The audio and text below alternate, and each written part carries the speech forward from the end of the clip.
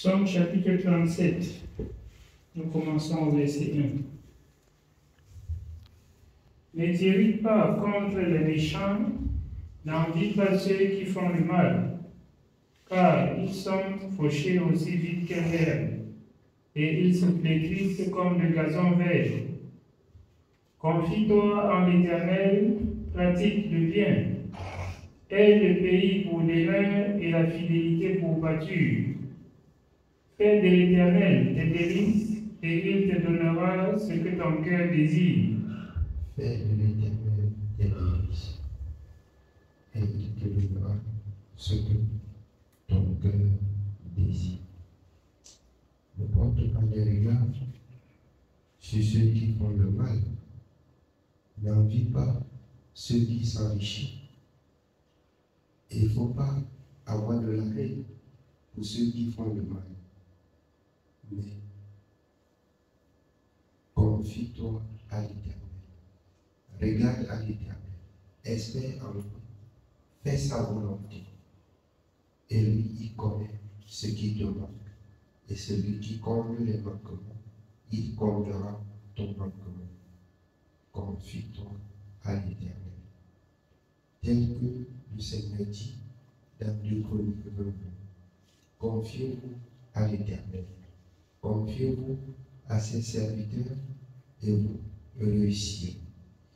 Mais il arrive que le peuple de Dieu garde.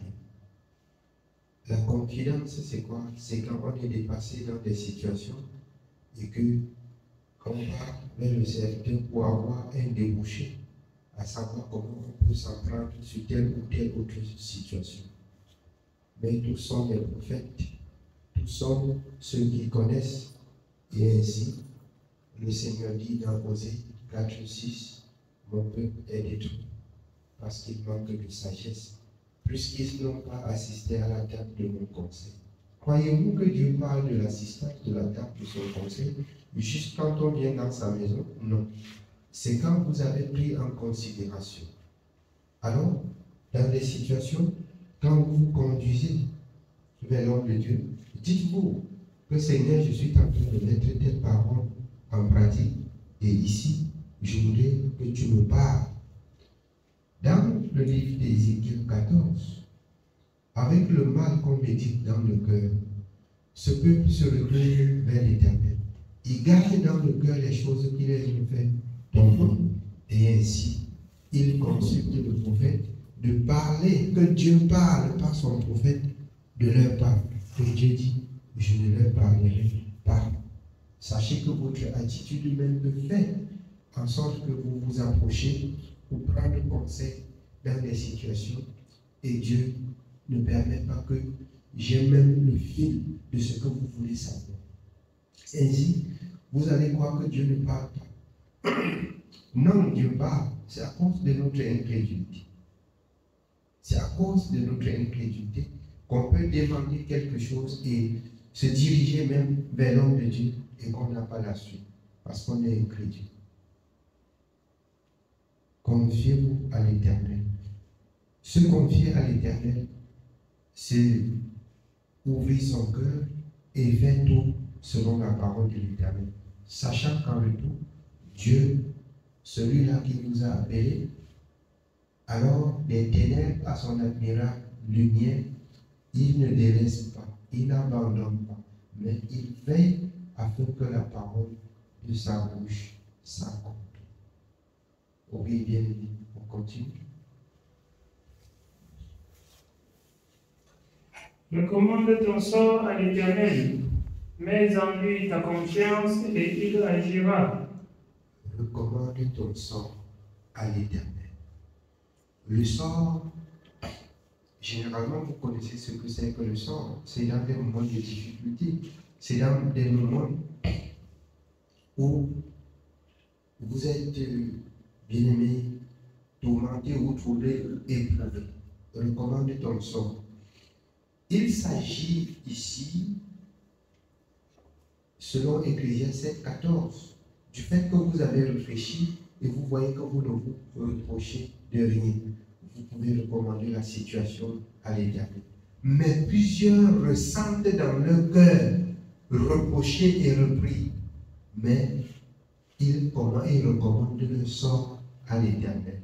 Non, c'est la repentance. Recommander ton sort à l'Éternel. C'est comme Job. Mon cœur ne me reproche de rien. Je ne me sens coupable sur rien. Et alors, Seigneur, je sais que dans cette situation, je vais m'en sortir parce que tu as dit, parce que tu as dit.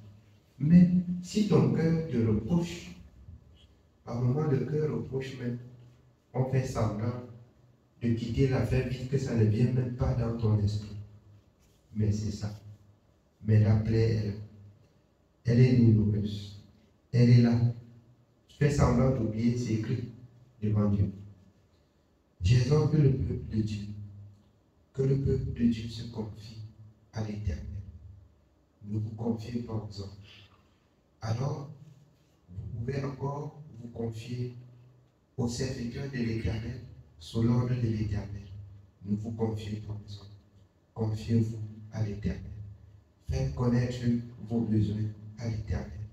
Tel que son serviteur l'a dit, dans Philippiens 4, 6, par des prières, des supplications et avec des actions de grâce. Oui, nous continuons la lecture.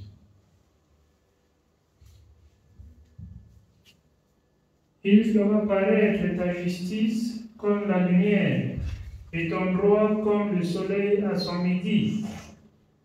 Garde le silence devant l'Éternel et espère en lui. Ne t'irrite pas contre celui qui réussit dans ses voies, contre l'homme qui vient à bout de ses mauvais desseins. Laisse la colère, abandonne la fureur. Ne t'irrite pas, ce serait mal faire.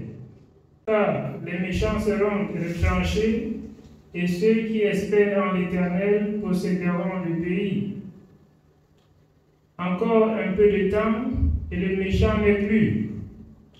Tu regardes le lieu où il était, et il a disparu.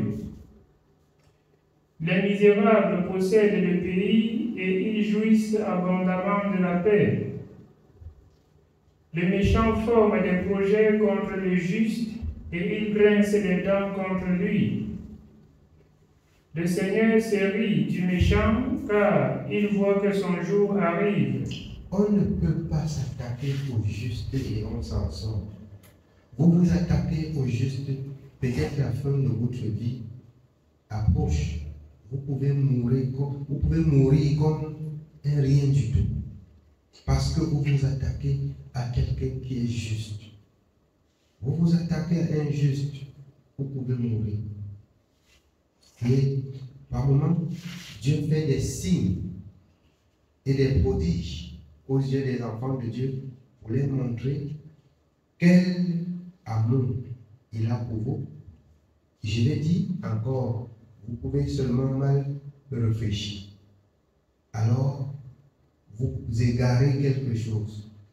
Dieu par là voudrait que Ecclésiaste 7, 14, il veut par là que vous réfléchissiez. Parce qu'il ne veut pas vous exterminer. Dieu étant Dieu, a toujours voulu, selon Ézéchiel, que les pécheurs se repentent et qu'ils reviennent à la raison. Qu'ils vivent selon la parole, qu'ils servent le Dieu de la parole pour avoir la paix et le nom. C'est dans l'amour que Dieu châtie des fils et des filles qu'il aime bien. Si Dieu ne châtie pas, c'est qu'il ne vous aime pas. Si tous les jours pour vous c'est rose, c'est que vous n'êtes pas avec Dieu. Donc, être aussi avec Dieu, c'est de savoir aussi comprendre Dieu quand il y a le châtiment, quand il y a le manquement, quand il y a au jour du malheur. On réfléchit et on retourne vers l'Éternel pour comprendre qu'est-ce qui n'a pas marché avec le Seigneur. Alors, je vous rappelle dans le livre de Deutéronome, le peuple d'Israël partant de l'Égypte, traversant la mer Rouge. Je vous ai dit la traversée de la mer Rouge. Le Seigneur, l'Éternel, leur fait traverser la mer Rouge. Et après qu'ils aient traversé la mer Rouge, la mer a repris la surface. Pourquoi? Alors, pour renfermer le peuple. Ça veut dire, on a cru, on a quitté le monde, mais on ne peut plus rentrer. Si tu veux rentrer, c'est la mort, c'est la noyade. Tu veux. C'est un message très profond pour les enfants de Dieu. Pour ceux qui entrent dans la maison de Dieu et qui cherchent à retourner. C'est la mort. Il n'y a rien à faire. Qu'on ne vous trompe pas. Vous allez mourir. Vous allez mourir. Vous comprenez? Pourquoi est-ce que 23 000 environ mouraient par jour dans l'incrédulité? Et aujourd'hui, les uns pensent que Dieu a changé. Dieu n'a pas changé. Dieu est le même. Votre rébellion peut vous conduire à la mort. Ce n'est pas un problème pour Dieu. Dieu aussi ne voulait pas que son peuple soit troublé par une personne. Comprenez pourquoi l'apôtre a dit dans Galates, celui qui vous trouve, quel qu'il soit, emportera la paix, afin que les enfants de Dieu s'éprouvent eux-mêmes soi-même. Ne vous laissez pas troubler et ne vous troublez pas vous-même. Quand on a cru, bien aimé, c'est parti pour partir. Je ne parle pas de la croyance des religions. Au milieu de la religion, c'est comme des sacrifices, c'est comme des marabouts, c'est comme des charlatans. Mais quand vous avez rencontré le Dieu véritable, le Dieu vivant, vous le tournez. Vous ne pouvez pas vivre. Comprenez bien ce soir. Vous ne pouvez pas vivre. Ou vous servez l'Éternel, ou selon que Josué a dit au peuple dans Josué 24, tel qu'il vous a fait du bien, en vous acceptant, vous l'avez vos iniquités. Si vous retournez dans le monde, il reviendra cette fois-ci, pas pour vous faire du bien, mais pour accomplir les mauvaises paroles qu'il a aussi prononcées pour ceux qui ne le craignent pas. Il faut que le peuple de Dieu apprenne à comprendre la justice et la sévérité de l'Éternel. On n'entre pas dans la maison de Dieu pour faire ce qu'on veut. Et j'ai jusqu'ici comme impression que les enfants de Dieu n'ont pas compris. Moi, je vous dis et je vous présente sans rien cacher ce que l'Éternel a dit. Si vous voulez, aventuriez-vous, vous allez rencontrer Dieu en face. Amen. Oui, bien aimé, on continue. Nous continuons au verset 14. Les méchants tirent le glaive, ils bandent l'arc pour faire tomber le malheureux et l'indigent, pour égorger ceux dont la voie est droite. Leur glaive entre dans leur propre cœur et leur arc se brise. Mieux vaut le peu du juste que l'abondance de beaucoup de méchants. Le méchant, dans la méchanceté, il gagne beaucoup. Le juste, dans la vérité, il gagne un peu. Mieux vaut le peu du juste que l'abondance du méchant. C'est ce que le peuple de Dieu doit comprendre. Alors, ce que Dieu a approuvé est seul. Ce que Dieu n'a pas approuvé, bien aimé, est resté impur. Gagner un peu dans la justice. Alors, au lieu de gagner beaucoup dans l'injustice, gagner un peu dans la justice, au lieu de gagner beaucoup dans l'injustice. C'est pour cela que Dieu exhorte le peuple. Oui, bien.